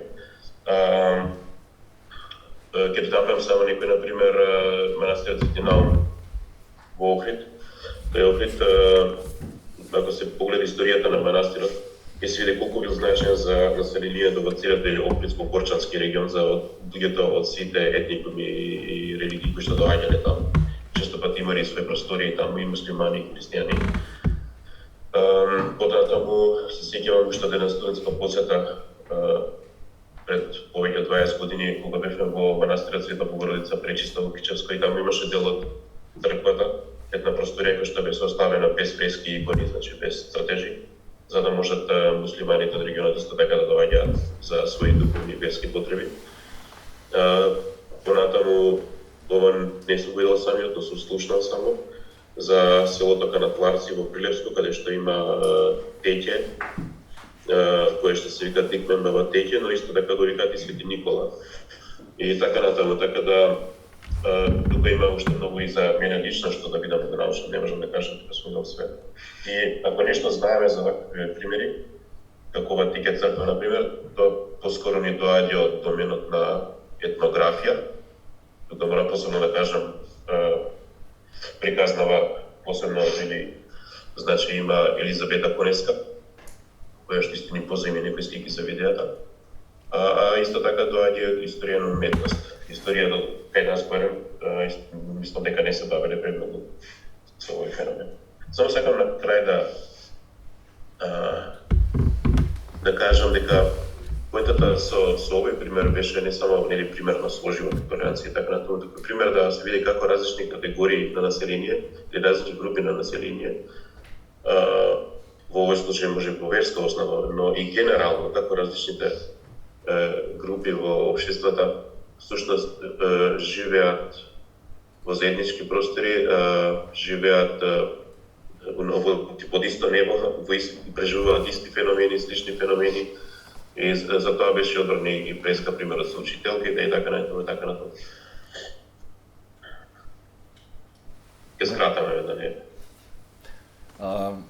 Да, со оглед на тоа дека почнавме малце покасно, можеме веднаш да одиме на прашања и одговори со цел да не заглавиме или премногу. Дор ги спремате прашањата, сакам во име на ЦИНИК, во име на Центарот за истражување национализам и култура, посебно да им се заблагодарам на двајцата режисери на видеата, тоа се Јане Спаси, кој гледам таму во ќошот горе, и Доријан Миловановиќ, кој што сега го запознав лично. Мислам дека имавме баш многу убава соработка, анимациите на Доријан се исто така многу интересни и да, ви благодариме за сето ова, за нас беше повеќе пати зборевме дека беше многу интересно искуство, нешто што го збориме на некој, не знам, поконцептуално комплициран јазик, да го донесеме навака и ни помогнавте секако многу во тоа и визуелно и од аспект на сценаријата, нели, тој дел го работевме заедно. Така да фала ви уште еднаш многу. Дали некој сака да покрене некој прашање или да дискутираме понатака додека сме тука и додека имаме прилика за тоа, сега е можноста. Појде. Има само едно прашање. Здраво пред се и фала за целата презентација. Само за кратко сакам да прашам, пресплетени истории на англиски е History Crusade или на француски, мислам, или овој концепт ли е? На англиски е Entangled Histories. Entangled, да. Значи не е History Crusade. Да, на француски не знам како би бил. Тоа би можел да го знае Дарко. Истор Круазе. Истор Круазе, окей. Добро, само тоа сакав да прашам и дополнително тоа на крајот што беше спомнат со национален редукционизам, мислам дека баш тоа е еден од најважните теми и директно е поврзан со фактот дека историјата секогаш е поврзан со идентитетот во парадигам на национализмот и сакав да прашувам дали мислите тие видеа што сега се продуцирани се на некаков начин опозиција против овој парадигам на националната историја или дополнителна можност за да се едуцира сам себе лично на YouTube дома, не знам, да, не знам дали објаснав јасно што сакав да прашам. Јасно е. За македонскиот. До кој е насочено прашањето или до сите? Па до 20 говорници би ми рекол. Добро. Зборувам Ивана. Да. Па еве јас би можела некако да придонесам околу прашањето за националниот редукционизам. Смитам дека самото поттикнување на овие теми не би го согледала како некаква опозиција. Едноставно сметам дека е дел од една здрава, како што би требало да изведе една здрава дебата околу историографијата, а според мене во историографијата и не постојат некои табу теми или некои свети места, свети крави на историографијата кои што не смеат да се допрат на никој начин. И националниот редукционизам, исто како што постојат тие теории за националистичките методологии, всушност може во тој контекст да ни помогне, како во овие локални истории, локални примери, всушност може токму нацијата, некоја заедница, некоја држава, некоја општество, всушност да се омојки токму низ таа рефлексија на локалните збиднувања во универзална смисла. Додека пак, иако националистичките методологии всушност порачуваат секогаш дека тоа бодрење, истакнување на жртвеноста на некој народ, хероите, големите мажи, големите битки, иако тоа на прва топка може би изгледа како потикнување на националните наративи и слично, јас сметам дека е некако лоша услуга. Дека така се намалува можноста за тоа универзално издигнување или она што, не знам, Хегел го нарекува Aufhebung. Така што секако дека освестувањето е добро воопшто за целата историографија, за начинот на кој се дискутира и дебатира, со надеж дека може би нема да е сватено како опозиција, туку како подадена рака за разноразни соработки кои би можеле да се и од дидактички карактер, и од едукативен карактер, и едноставно отворање на институциите, освестување на епистемолошката неправда која што се случува може би на некое институционално ниво, токму заради начинот на кој и академските структури функционираат во поглед на моќ и така натаму. Дали успеа, Дарко, да го чуеш прашањето? Да, сега само да кажем прво за беа спомнати различните термини. Во различни јазици, различни традиции има различни термини. Не се секогаш сите превод на една иста работа во различен јазик. И дискусијата за тоа што е поточно, што е покорисно, дали е поправилно да збориме за испреплетени истории, за вкрстени истории, за етнички истории, за транскултурни истории и така натаму, зависи од многу нешта, од кои што една од најбитните е во кој јазик ја водиме таа дискусија. Бидејќи ако го збориме сето тоа на француски јазик и во таа некоја традиција, чисто од јазична гледна точка си има некои своји комплексности, своји некои синтакси, кои што ја водат дискусијата понекогаш малку на друга страна и така натаму. Што не мора да е проблем, тоа е само таа една разновидност од целиот овој поширок феномен на пишување и така толкување на историја, значи. И без разлика дали ќе наречеме светно или со друго име, во македонските или во други јазици, битното е дека тоа е историја која што се обидува да погледне и надвор од националната парадигма и да погледне пошироко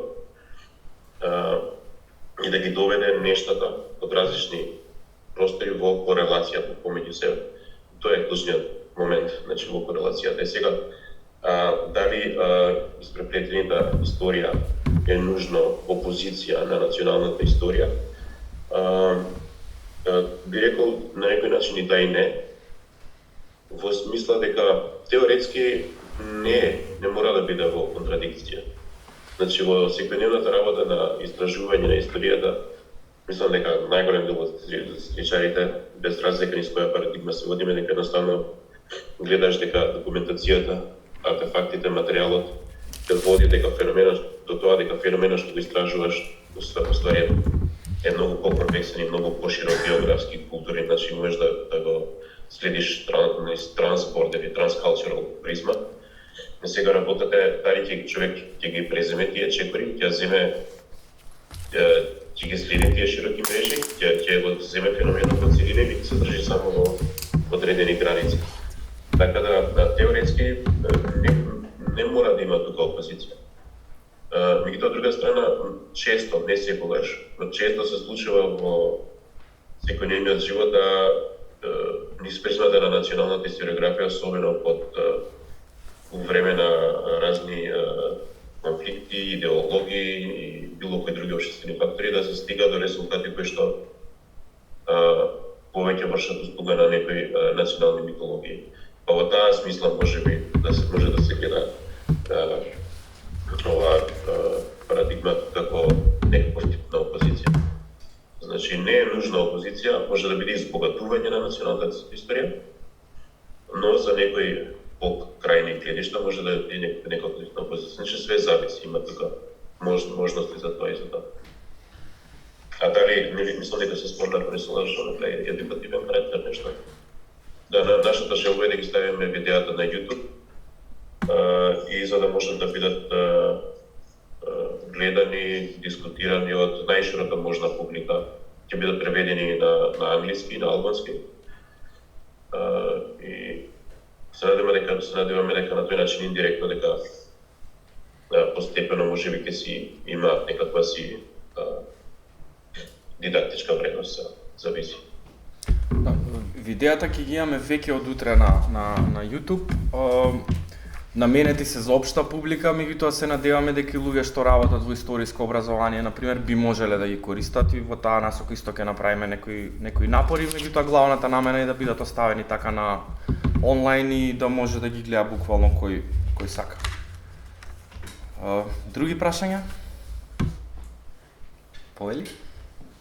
Јас сум етнолог и многу од нештата што ги кажавте за вас и за нашите колеги, можам директно да ги копи-пейст на нашата професија, особено на очекување од страна на јавноста, а некогаш и од самите себе, дека треба да браниме некаква национална кауза, дека етнологот што не баца јајца во 5 наутро, во четврток пред, не сум сигурна дека е четврток, пред Великден не е вистински етнолог или што, не знам, не ги знае сите адети за свадба и така натаму. Јас предавам предмет на Институт за етнологија и антропологија, кој што се вика и антропологија на фолклор, кога доаѓаме до темата традиција. Слично вака како аниматор цртам, бидејќи најмногу сакам да користам креда и табла, не PowerPoint. Цртам коленца мали, или човечки колена, и стрелки, дека традицијата обичајно се смета за нешто што се пренесува од колено на колено, па ја шкртам таа слика и се обидувам да прикажам една по-комплексна структура, мрежна структура, испреплетена имено, на начин на кој што традициите можат да се пренесуваат, да се пресликуваат, да се инспирираат, но исто така и да исчезнат под некои околности, па повторно да се појават, може би не е нужно ли истото место, например во диаспората, доколку станува збор за миграции, исто така и да се измислат. Некои од начините на кои што зборуваме за овие теми, студентите се благо шокирани, морам да признам, бидејќи тие се дојдени да студираат етнологија со еден сосема поинаков светоглед и сосема поинакви очекувања. Така што тоа освестување за кое што ти зборуваше, Ивана зборуваше, тоа понекогаш може да е и болно, така да речам, или како кажам, катарзично, но не секогаш во позитивна смисла, затоа што некои од тие студенти после тоа може и да речат, јас сум дошол на погрешно место. Ова не е етнологијата што јас мислам дека ќе учам. Не знам дали тоа се случува и за некој кој што се запишува на историја. Доколку се случува, можда тоа па и не е толку лоша вест.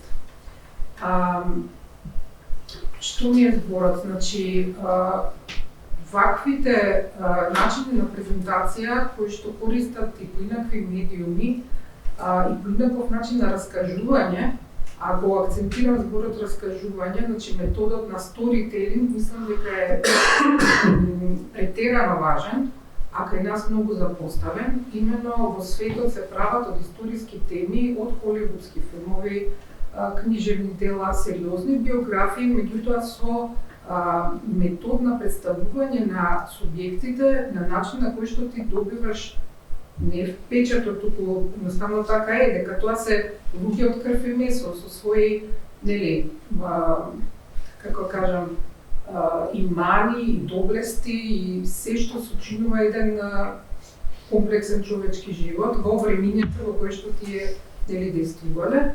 Кај нас се прилично еднодимензионални ликовите кои што ги познаваме, че за Гоце Делчев, мислам, го бирам него бидејќи е некако најекспониран како лик. има некои обиди еве во оној музеот на ВМРО да се покаже, мислам така го викам, не е тоа официјалниот наziv, нели? Да се покаже колку бил висок и нели какви бркови имал и не знам ни тоа колку е реално, но ете некаков обид во 3D барем да го видиме. Мене ми се види лично нисок искрено. Ние не знаеме, немаме никаков податок сетилен за дури ни да ни е потекла историската имагинација. Кога ќе речам историска имагинација, тоа го сметам како еден многу релевантен историски и етнолошки метод, како да кажам. Значи не зборам за измислици, зборувам за фикцијата како метод. Значи како мирисала една куќа во која што престојувал некој како Гоце Делчев, како шушкале облеките на тие жени, нели учителки кога бегувале во училницата. Значи едноставно да можеш да си представиш едно време и една атмосфера вон овие суви историски факти. Се прашувам, мислам дека етнологијата, бидејќи малце под радарот, што понекогаш е лошо, а понекогаш е добро, и може да си дозволи вакви дискурзивни излети. Не знам во историјата колку е тоа можно, нашата историја зборувам, и зошто луѓето се толку стегнати околу тоа, зошто се мора да биде толку сериозно. Дали навистина е толку страшно ако ги представиш историските ликови како да се од крв и месо. Имавме една вежба во која што со студентите требаше они да се замислат како во прво лице да раскажат историска случка на која што тие биле присутни.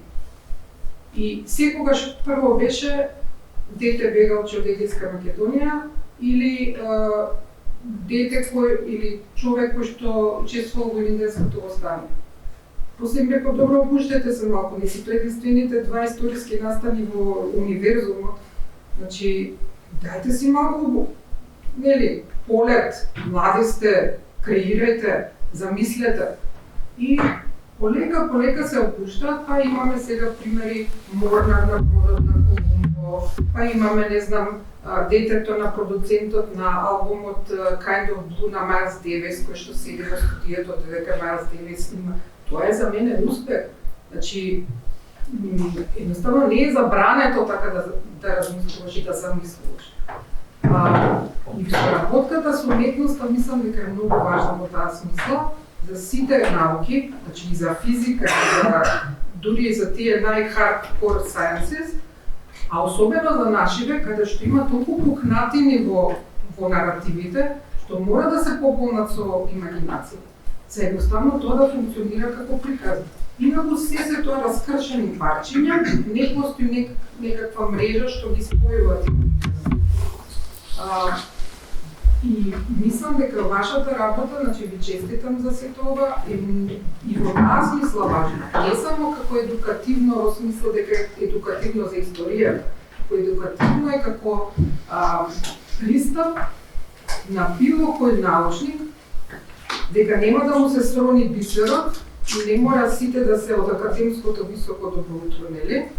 А вие сте со сите нишани, можете така да се однесувате, но бирате, еве, од 300 страни што вика Дарко, да сепак да се обидеш на страна и пол да го сведеш, со силот ризик да направиш карикатура, ама и тоа е подобро колку да не го направиш. Ќе завршам, Амадеус, да не ме сватите погрешно, филмот Амадеус на Милош Форман, кога царот нели се дискутира, сум го гледала 620 пати, ама верувам дека и вие, кога царот му вика на кој јазик да ја направиме операта, и се кара тука са дали италијански, дали ова, дали она, дали германски, и Амадеус вика, Салиери е тука присутен и директно кон него се обраќа и вика, вашите опери, а во нив сите на историски теми деме, каман веќе со тие митолошки ликови, вашите опери сите серат мермер, толку сте сите стегнати. И мајко му страв.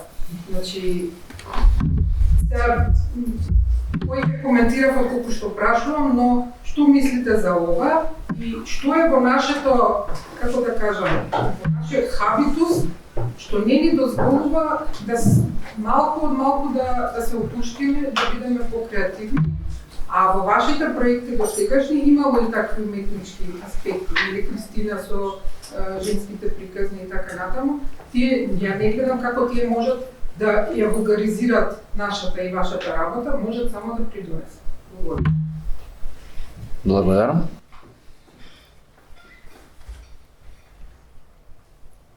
Дали долго подолго беше излагањето, се надам дека Дарко слушна, пошто не би можел да го прераскажам никако. Не слушнав баш, сватив дека е дискусија и се прашувам дали Илина во публиката.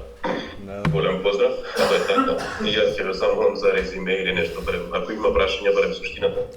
Па добивме неколку примери од тоа би беше мене интересно од незините предавања кај што ни раскажа како ги мотивирала студентите да се замислат за дека се некоја историска личност, да речеме.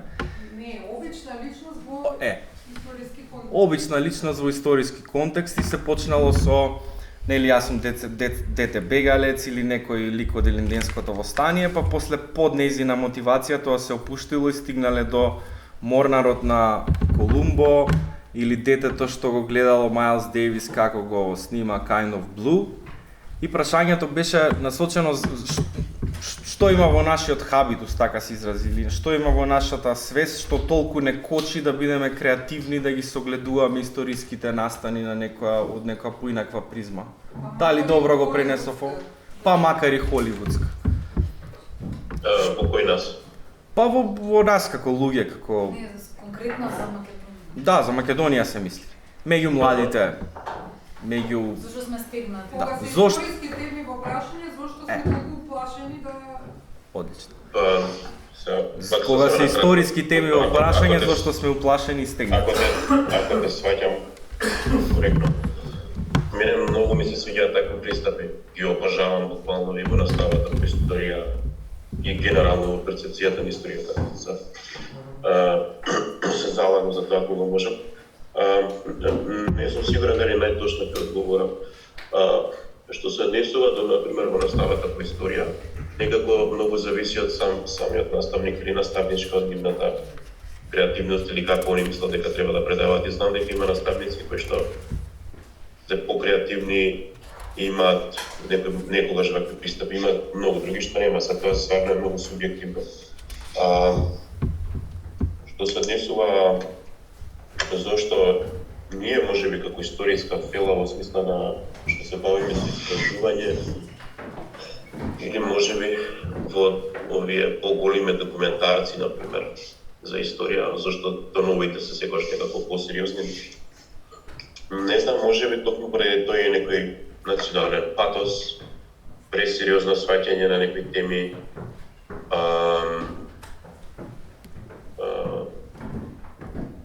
не знам, може преку анекдота само да го одговорам некако.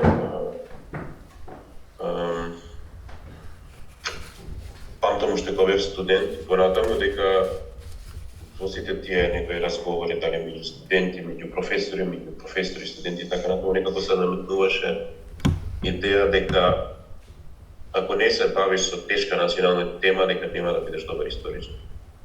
Па можеби некако индиректно, преку тоа и таа некоја идеја за некаква си сериозност по овие тематики. Истражувачите, студентите се социализирани во таквиот начин на размислување и тоа може тешко понатака да се...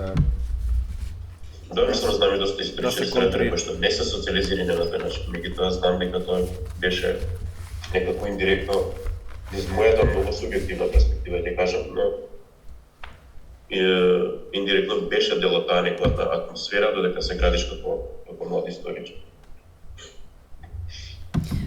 Па, јас исто морам да се потсетам анекдотски вака, посебно во почетокот на моите студии, ја студирав во Скопје, дипломските студии и се сеќавам дека прва година кога генерациите се уште не се разредчени од разни причини, дека доминираше еден сентимент низ кои студентите главно кога ќе се меѓу себе ќе се преслушувавме што е таа причина зашто некој се запишал токму на оваа дисциплина и така натаму, и многу често ќе слушнев дека некој ќе кажеше па бидејќи сум патриот, бидејќи историјата се доживуваше како еден продолжеток всушност на патриотизмот, и тоа на еден многу идеалистички начин, без премногу преиспитување, како тоа да е нешто природно. И сметам дека како некоја контратежа всушност како јас ја разбирам историската дисциплина, не сметам дека е продолжеток на патриотизмот, сметам дека тоа припаѓа во некој дел кој го нарекуваме однос кон минатото, но тоа не и сосем легитимно ми е мене некој заради патриотизам да се запиша, и тоа апсолутно во 21 век не е ни конструктивно да се коментира, но како феномен, ако го согледам, сметам дека многу повеќе историската дисциплина ја поврзувам со нешто што се нарекува политичко здравје. И како хуманистичките науки всушност денес себе да ги погледнеме во периодот на поствистина, кога имаме разноразни технологијата секако напреднала многу, но имаме кризи од друг карактер кои што предизвикуваат едно масовно враќање на суеверијата, масовно враќање на тоа некое окултно сваќање, конспираторско сваќање на светот, на кризите, некоја неможност не само рационално, туку и неможност на некој хуманистички начин да се објаснат проблемите кои не обкружуваат климатски, воени и така натаму. И сега историјата тука како хуманистичка дисциплина токму може да го зајакне тој капацитет за политичко здравје, да е еден имунитет низ таа широка плетора на знаење кој ги дава за минатото и така натаму, но главната причина зашто е тоа така конкретно во нашиот случај е токму мислам таа целосна ослободеност од теоретски концепти. Јас сметам дека посебно во националните наративи се разгледувани, посебно во институционалната нивна продукција, низ едно прераскажувачки начин. Прераскажувачки начин и на изворите, од една страна архивските извори се фетишизирани како краен момент од каде што се црпи, треба да се исполни знаењето, да се материализира историското знаење, но од друга страна многу недостасува дискурзивната анализа на архивските извори, посебно во нашиот случај, и на тој начин без теоретски концепти, како што денес представивме, мислам дека тешко може да се надминат тие предизвици, а со тоа и ќе трагаме се уште по тој демократски капацитет за политичко здравје кој што би требало хуманистичките науки да го даваат на едно општество. Значително си го потрошивме времето, дали имаме уште нешто?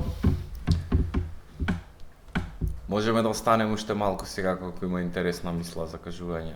Не ни смета уопште. Стефан, повели? Имам две прашања. Немам да се историја, како што знаете добро. Сакам да го разберам проблемот. Првото прашање, дали из вашите истражувања сте виделе случаи каде што намерно биле зацкриени одредени докази во функција на наративот, на националниот наратив, или станува збор за некој бајас на избор на кој што оди во функција? Една или друга. И второто прашање може би ова немаше да даде, како што он има работен в учебници, како што... Ако да слушам. Ако ме слушам... Ке му пренесеме. Второто прашање, имајќи во предвид дека историската вистина за поширока да е едноставно што е во учебниците, како, што е предлогот, освен YouTube, да се променат учебниците, да го представат можеби по оној пристап кој што вие го заговарате, вие го конкретно како мислите? Добро, Дарко, значи има едно прашање конкретно до тебе и се однесува на кој начин може да се покаже некои други аспекти на историјата вон тоа што го имаме во учебниците. Дали само YouTube е начин, дали треба ги менуваме учебниците, поправиме, кои се решенијата? Кои се решенијата? Да, а првото прашање што може двајцата, веројатно и Ивана и секако и во уклучи се, е дали сте согледале некои ситуации каде што во историско истражување намерно се сокриваат наоди за да се покаже некоја, да се дојде до некој одреден исход? Или станува збор за некој ненамерен спонтан бајас во спонтана грешка во работењето во историско истражување? Двете прашања се баш провокативни. Океј. Да почнем јас? Да, може. Да, првото прашање го слушнав, второто не, од Стефан. Што се десува за конкретни примери за намерно пропуштање на податоци, имам слушано од други колеги за примери што тие лично ги виделе. Јас не сум сретнал многу, но мислам дека има некои, тие можеби не се толку чести.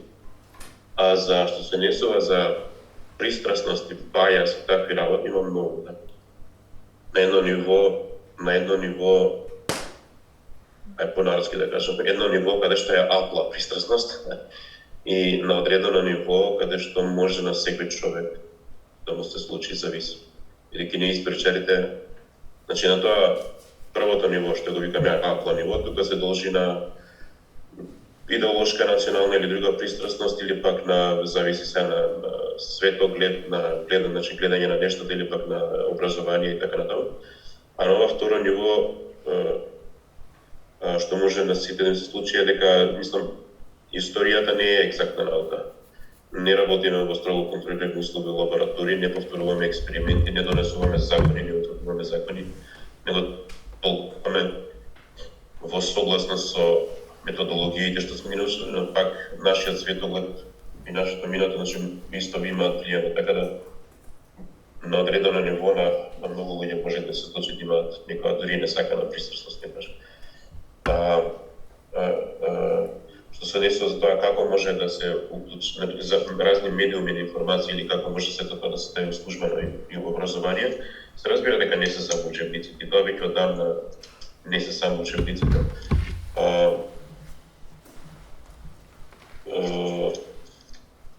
Еден илустративен пример е еден од најдобрите институти што се бави со проучување на учебници по историја и други материјали за настава во Германија. Пред неколку години го промени името на институтот, за да не биде институт за меѓународно проучување на учебници, туку стана институт за меѓународно проучување на едукативни медиуми. Бидејќи веќе 20 години со сите развои во комуникација, интернет и све друго, учебникот е важен, меѓутоа не е важен како што некогаш бил. И веќе има податоци преку, значи, разни интерактивни веб-сајтови, учениците користат таблети, YouTube видеата со текот на годините, значи сум гледал све по-добри и све по-компетентни видеа на YouTube. Значи, порано и текнува на простоците на YouTube. Голем дел од овие видеа за историја беа така премногу аматерски, премногу пристрасни, не гледав нешто многу вредно. Меѓутоа, во последниве неколку години се повеќе институции, па дури индивидуи, не е битно, значи има многу добар материјал за разни историски процеси, така да може во наставниот процес можат помотно да видат денеска, со овие технолошки напредоци може да бидат вклучени најразлични медиуми. Да, мислам дека треба све да се остави на креативноста на наставниот кадар и на потребите на учениците. Од ова што го зборуваш, излегува дека и наставниот кадар е многу важен за да се турка оваа приказна, само као дополнување на Дарко. Јасно. Јас би можела само накратко да се осврнам на првото прашање. Јас сметам дека не е некогаш ни потребно толку многу некој документ намерно да биде скриен или да се направи некој експлицитен фалсификат. Јас мислам дека многу посуптилно функционираат тие политики на форсирање на, така да го наречам, форсирање на одреден наратив на сметка на друг. Јас сметам, спомнав еден термин претходно, епистемолошка неправда. Тоа се случува на таков начин што едноставно не се дава валоризација никаква на нечие сведоштво или пак на одреден извор, се смета дека е многу помалце битен и на тој начин едноставно не се валоризира како вреден извор низ кој подоцна може да се градат знаења и да биде согледан како вреден за заедницата, вреден за нејзиното минато. И нема подобар пример, јас сега ќе се навратам повторно, јас сум шокирана од она што ние го истражувавме во врска со списанието Македонка. Слушнавте на кој начин тоа се развивало и на крајот како е заборавено, обвиено во еден заборав. Ете, тоа е еден експлицитен пример за епистемолошка неправда. Всушност, заборавот е форма на некоја форма на цензура, криење на некој документ за да се зошто тоа се случило на пример со списанието Македонка, би рекле дека со промената на социјалистичкиот поредок во 90-тите, градењето на новото општество, новите елити и така натаму, капитализмот, се што беше поврзано со социјалистичкиот период, не само што кај нас не се ни случи ревизионизам негаторски, како што се случило можеби во Хрватска, во Србија и во тие општества, туку едноставно се замина во еден целосен заборав. Значи, се што беше создавано и во периодот на самоуправувањето, па се до 80-тите години, па така ние имаме од некаде 50-тите до 80-тите години еден blank space. Како ништо да не се случувало, бидејќи се што е поврзано со социјалистичкиот период е некако потиснато како нешто што е негативно и на начин на кој треба тоа да биде и целосно заборавено, што е многу штетно, бидејќи многу е потребно критички да се осврнеме кон тој период, а тоа не може да го направиме доколку е цело време заборавен. И еве и некој интересен факт. Например, не знам дали има случајно промена, но мислам дека се нема случајно промена во таа состојба. Кај нас не постои ниту еден магистерски или докторски труд за личности како Лазар Колишевски. Јас сметам дека тоа навистина е феномен само по себе, зашто никој не се заинтересирал така темелно да се нафати со сите критички методи на историјата. Јас не велам дека треба кон социјалистичкиот период тој да биде монументализиран или носталгично да се гледа и романтичарски. Не, туку феномен е самото тоа што е заборавен. И така функционира таа епистемолошка неправда кон одредени наративи, токму како една форма на и тоа е форма на фалсификување на минатото, би рекла. Може и така да се свати. Во ред. Имаме? Ако е уште возможно, само кратко... Ќе биде послед. Да кажам нешто и за тоа, со епистемолошката неправда. Мислам дека пак ќе се вратам на размислувањето за истории Кросе о пресплетени истории, да се као опозиција до националните наративи, зашто на крајот на ден гледаме дека националниот наратив, националната историја е нешто што сака да се одбране и од надвор од другите влијања врз сам себичен наратив од овој измислен колектив, imagined community. И секако тука треба да се збори за политичката елита, кој е одговорен за како е конструиран наративот, ама некако не разбирам како може entanglement history или тие метододи на историцизам да бидат да ги прават националните наративи по-богат, зашто гледам како националниот наратив така функционира. Имаме една верзија на нашата вистина и се бориме против тие други вистини што имаат надвор од други колективи, што, например, сметат Гоце Делчев као нив. Еден пример и да, тоа ми беше просто да одговорам. Да. Или да пренесиме натаму. Да, апсолутно. Еве би можела јас накратко, значи, сметам дека повторно се враќаме во институциите, таму каде што се креира знаењето. и на тој начин што мора да се освестуваат можеби начините на кои функционираат политиките на сеќавање, па да ги гледаме и оние кои се историчари, истражувачи и така натаму од разни области, социолози и така натаму, како актери во тие политики на сеќавање, па така и да се пренесува и одговорноста и кон нив. Бидејќи тука и прашањето на одговорност многу често е некако засенето во овие дискусии, а е многу важно, посебно кога градиме однос кон минатото, да се гради и тоа прашање на одговорност. Прашањето на одговорност е прашање во сегашниот миг кој треба да настани, па и кај професијата, историчарската струка, така што некако мора тие, дали да ги наречеме реформи, дали некои процеси на повторно соочување со минатото и слично, тие мора институционално да настанат, за да се создаде платформа за идеолошки да се зборува за овие термини, инаку ќе бидат, како што кажавте вие, некоја постојана опозиција и заштитеност, опозиција помеѓу овие теоретски концепти и национални, тој метанаратив некој, кој што ќе си остане некако заштитен во таа комотна институционална структура каде што вирее. Така што сепак мислам дека се враќаме на дека прашањето е политичко повеќе, политичко во смисла на создавање политики од одговорни елити кои што би оделе кон промена и на начинот на кој што се води тој академски институционален живот.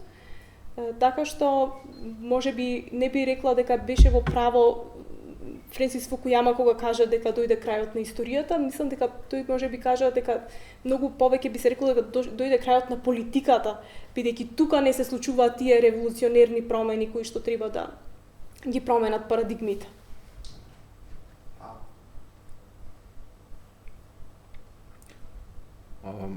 Значи, Дарко, не знам колку слушна на разговоров. Сосема малку. Да прераскажувам? Да. Строчи го прашање или нешто?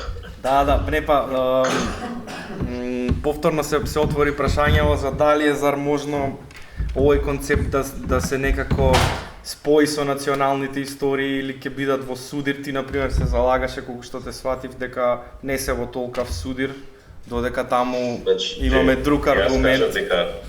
Па, дали е можно некаков reconciliation меѓу овие два концепта? Јас верувам дека ни светот се случувало повеќе него можеби овде на Балканот. Ама ето тоа моја верба е поише од... Јас кажав, мислам дека теоретски не е нужно да се секојаш конфликт. Може да биде дополнување. Да. Меѓутоа во праксата, во реалниот живот, многу често ќе бидат конфликт. Баш затоа што националната историја била и се уште една таква подлога за создавање на национални митови. Така што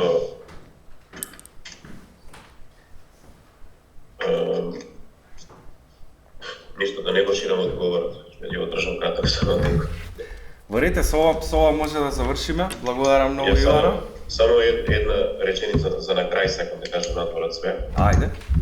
Пошто гледавме цртежи, анимации, ова сме разборали јас многу пати, но јас целата поента на овие испреплетени истории ја гледам некогаш визуелно како еден огромен облак, например, низ поголем, да речем, низ поголем дел од Балканот. И сега, ако некој метеоролог сака да го проучува, тој е некој природен феномен. Не зборам за метеоролог кој што ќе треба да направи прогнозата за напести, па ќе го кажат да ми прогноза за таа и таа држава. Туку истражуваш, значи метеоролог кој што сака да го проучи тој феномен, тој нужно ќе мора да ги премине државните граници и да го гледа целиот тој феномен из еден многу поширок простор. Па така и со испреплетените истории, човек е штета ако ги одвои териториите и населенијата што се надвор од националната рамка и некој национално сваќање за историјата и не го проучува феноменот во целост. И со тоа ќе си ускрати сам на себе можност да увиди колку нештата се испреплетени и да увиди колку нешто што мислел дека е нешто низ кое што наводници сега неговата нација или било која категорија тука земја проаѓала, ќе види дека и многу други пораѓа ренесто и дека всушност тоа е нешто што ги сакам да кажам луѓето, значи во повеќе региони биле дел од еден ист феномен, споделувале одредена судбина, споделувале одредени ситуации. И тука го земам примерот со учителките од Сопот. Тие имаат неверојатна лична приказна, значи сами по себе, но тие се дел еден многу поширок феномен на тоа што ја го викам мобилно учителствување по Балканот. Значи население во разни краишта, дали е тоа нешто Србија, Бугарија, Македонија, Албанија, Грција, Црна Гора, Босна, како секаде, се дел од тој еден феномен каде што добиваат образование од учители кои што се на пат. И имаме во Македонија и во други места исти имаат примери каде што не знам во Велес, во Прилеп или во Битола. Во одредени години предава учител дојден од Србија затоа што некој го познавал па го викнал. Во други години доаѓа учителка од Бугарија, некој ја познавал и ја викнал. Во трети години доаѓа некој од Охрид. И така натаму и така натаму. И тоа е еден феномен и тоа е едно искуство што е дел од тие испратени историја, дел од тие споделени судбини од повеќе региони на Балканот. Толку на кратко само еден цртеж сакам да назад. Добро. Мислам дека е добра нота за на крај. Благодарам Дарко, благодарам Ивана, ви благодарам на сите што не посетивте денес во ваков ладен ден. Се извинувам уште еднаш за тие катастрофални технички проблеми што ни обстана до крај. И се надевам се гледаме на некој друг настан на Циник.